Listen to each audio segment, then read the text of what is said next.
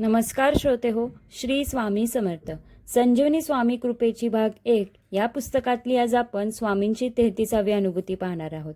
या आधीच्या अनुभूती तुम्ही ऐकल्या नसतील तर त्याही नक्की ऐका. तुमच्या मनाला हेलावून टाकणाऱ्या सगळ्या स्वामींच्या अनुभूती आहेत. तर चला सुरुवात करूयात स्वामींच्या 33व्या अनुभूतीला. सदैव स्वामी बळपाटी शिरे. श्री स्वामी समर्थ. 28 जून 2001 अविस्मरणीय प्रसंग. भिवू नकोस, मी तुझ्या पाठीशी आहे. खरोखरच या ओळींचा अर्थ अगदी बरोबर आहे. श्री स्वामी, खरंच तुम्ही माझ्या पाठीशी आहात. 28 जूनला अक्कलकोटला जायचे असे मी मनाशी ठरविले. आपल्याला ज्या स्वामींनी वाचवले अशा ठिकाणी अक्कलकोटला जायचे म्हणजे जायचे, म्हणून मी माझ्या प्रिय व्यक्तीचा पाठपुरवठा केला होता. पण ऐनवेळेस त्यांनी मला नकार दिला.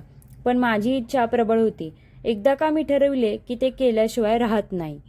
आजपर्यंत माझी श्रद्धा, विश्वास, प्रेम व त्यांच्याबद्दलचा जिव्हाळा म्हणून की काय, श्री स्वामी समर्थ अक्कलकोटला जायचे म्हणजे जायचे.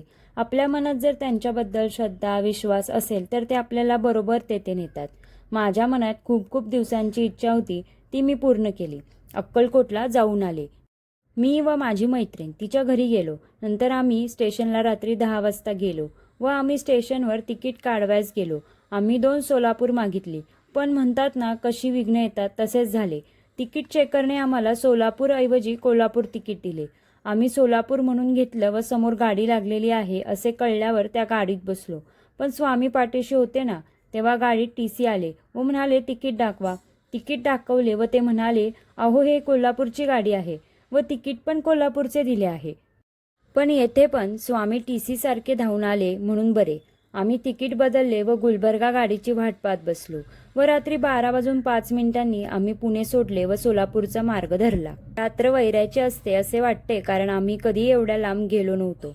पण स्वामींवरची श्रद्धा मला तेथेपर्यंत घेऊन गेली व नंतर अक्कलकोटला सकाळी 6 वाजता पोहोचलो. खरंच स्वामी समर्थांचे दर्शन घेऊन मनाला कसे प्रसन्न वाटते. तेथे प्रसाद दिला व नामस्मरण स्तवन म्हणून त्यांचे दर्शन घेतले व असे वाटले की आपण तेथून परत कधीच पुण्याला येऊ नये. श्री भाटेकाकांनी दिलेली स्वामींची मूर्ती देव्हाऱ्यात ठेवून त्यांचे स्तवन, लीलामृत, शिदोरी व जप करून त्यांचे सदैव ध्यान करून मला 15 वर्षात खूप खूप अनुभव आला आहे. त्यामुळे मी किती अनुभव सांगावे तेवढे थोडेच आहेत. दुसरा अनुभव एक लिंबाचा. आम्ही अक्कलकोटला अन्नक्षेत्रामध्ये जेवायला गेलो. तेथील पाण्याची चव वेगळी असते. आम्ही पुण्याहून लिंब घेऊन जातो, पण नेमकं जेवायच्या तेथे लिंबू नेले नाही.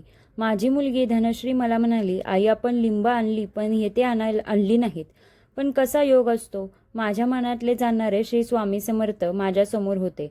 एक लहान मुलगा पळत पळत फक्त माझ्या ताटाच्या पुढे येऊन मला 2-4 लिंबांच्या फोडी देऊन गेला. म्हणजे माझ्या मनातले श्री स्वामींनी जाणले व त्यांनी मला लिंबू देऊन माझा आत्मा पाणी ते पिऊन तृप्त केला. असे बरेच अनुभव स्वामींनी मला दिलेले आहेत. माझ्या घरात मी व माझ्या 2 मुलीच राहतो, पण स्वामी माझ्या पाठीशी आहेत. ते आहेत म्हणूनच आम्ही आहोत. माझ्या व मुलींच्या पाठीशी खरंच त्यांचा आशीर्वाद आहे. आताही माझ्या मुलींचे लग्न झाले. स्वामींमुळे एवढे मोठे कार्य मी पार पाडले. त्यांच्याच कृपेने व ते सदैव पाठीशी असल्यामुळे मला एवढे सर्व पार पाडायला तेच होते, बरोबर.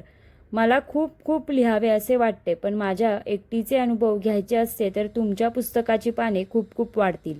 पण तुमच्या पुस्तकात माझा लेख यावा हीच स्वामींच्या चरणी प्रार्थना. निश्चिंत जा, मी आहे.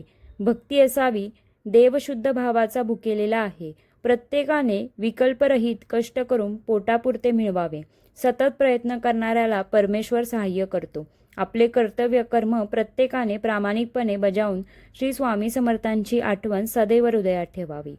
स्वामीं तव शरणम, स्वामीं तव शरणम, स्वामीं तव शरणम.